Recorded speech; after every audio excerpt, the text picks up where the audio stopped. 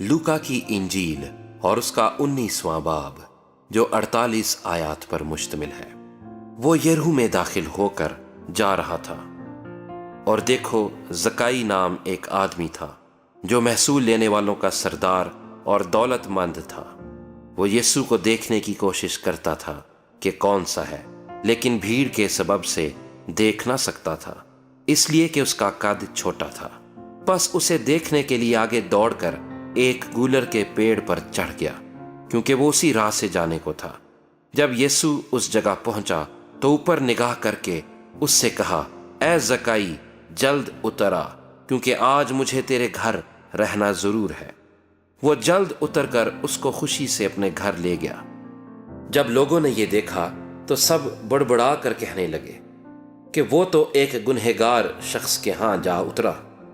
और जकाई ने खड़े होकर खुदावंद से कहा, ऐ खुदावंद, देख, मैं अपना आधा माल गरीबों को देता हूँ, और अगर किसी का कुछ नाहक ले लिया है तो उसको चौगुना अदा करता हूँ।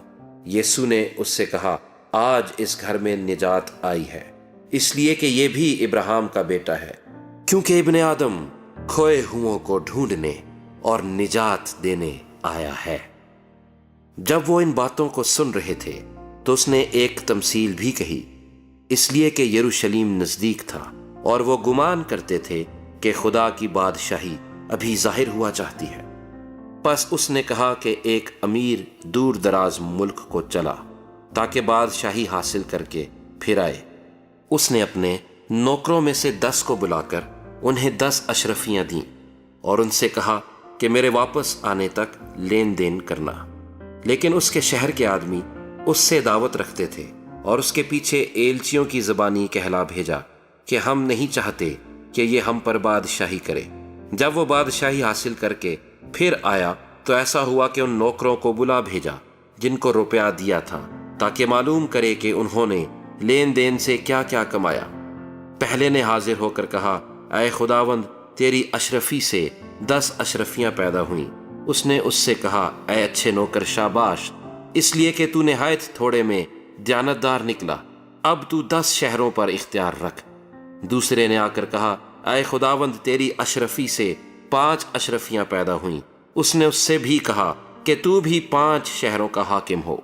तीसरे ने आकर कहा, ऐ खुदावंद, देख, तेरी अशरफी ये है जिसको मैंने रूमाल में बांध रखा, क्योंकि मैं तुझसे डरता था, इसलिए कि तू सख्त आदमी है। जो तूने नहीं रखा उसे उठा लेता है, और जो तूने नहीं बोया उसे काटता है।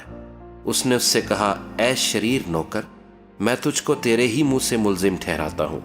तू मुझे जानता था कि सख्त आदमी हूँ, और जो मैंने नहीं रखा उसे उठा लेता, और जो नहीं बोया उसे काटता हूँ।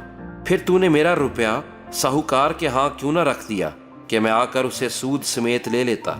और उसने उनसे कहा जो पास खड़े थे कि वो अशरफी उससे ले लो और 10 अशरफी वाले को दे दो। उन्होंने उससे कहा, ऐ खुदावंद, उसके पास 10 अशरफियां तो हैं। मैं तुमसे कहता हूं कि जिसके पास है उसको दिया जाएगा, और जिसके पास नहीं उससे वो भी ले लिया जाएगा जो उसके पास है। मगर मेरे उन दुश्मनों को जिन्होंने ना चाहा कि मैं उन पर बादशाही करूं, यहां लाकर मेरे सामने कत्ल करो। ये बातें कहकर वो यरूशलेम की तरफ उनके आगे आगे चला। जब वो उस पहाड़ पर जो जैतून का कहलाता है, बैत फगे और बैत अनिया के नजदीक पहुंचा, तो ऐसा हुआ कि उसने शागिर्दों में से 2 को ये कहकर भेजा कि सामने के गांव में जाओ, और उसमें दाखिल होते ही एक गधी का बच्चा बंधा हुआ मिलेगा जिस पर कभी कोई आदमी सवार नहीं हुआ, उसे खोल लाओ। और अगर कोई तुमसे पूछे कि क्यों खोलते हो, तो यूं कह देना कि खुदावंद को इसकी जरूरत है। बस जो भेजे गए थे उन्होंने जाकर जैसा उसने उनसे कहा था वैसा ही पाया। जब गधी के बच्चे को खोल रहे थे तो उसके मालिकों ने उनसे कहा कि इस बच्चे को क्यों खोलते हो, और उन्होंने कहा कि खुदावंद को इसकी जरूरत है। वो उसको यीशु के पास ले आए और अपने कपड़े उस बच्चे पर डालकर यीशु को सवार किया। जब जा रहा था तो वो अपने कपड़े राह में बिछाते जाते थे। और जब वो शहर के नजदीक जैतून के पहाड़ के उतार पर पहुंचा तो शागिर्दों की सारी जमात उन सब मौजज़ों के सबब से जो उन्होंने देखे थे खुश होकर بلند آواز سے خدا کی حمد کرنے لگی کہ مبارک ہے وہ بادشاہ جو خداوند کے نام سے آتا ہے، آسمان پر صلح اور عالم بالا پر جلال۔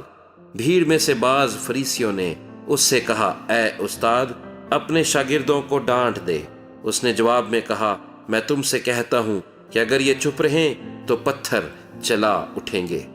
جب نزدیک آ کر شہر کو دیکھا تو اس پر رویا اور کہا، کاش کہ تو اپنے اسی دن میں سلامتی کی باتیں جانتا، مگر اب وہ تیری آنکھوں سے چھپ گئی ہیں، کیونکہ وہ دن تجھ پر آئیں گے کہ تیرے دشمن تیرے گرد مورچہ باندھ کر تجھے گھیر لیں گے اور ہر طرف سے تنگ کریں گے، اور تجھ کو اور تیرے بچوں کو جو تجھ میں ہیں زمین پر دے پٹکیں گے، اور تجھ میں کسی پتھر پر پتھر باقی نہ چھوڑیں گے، اس لیے کہ تو نے اس وقت کو نہ پہچانا جب تجھ پر نگاہ کی گئی۔ پھر وہ ہیکل میں جا کر بیچنے والوں کو نکالنے لگا اور ان سے کہا، لکھا ہے کہ میرا گھر دعا کا گھر ہوگا، مگر تم نے اس کو ڈاکوؤں کی کھو بنا دیا۔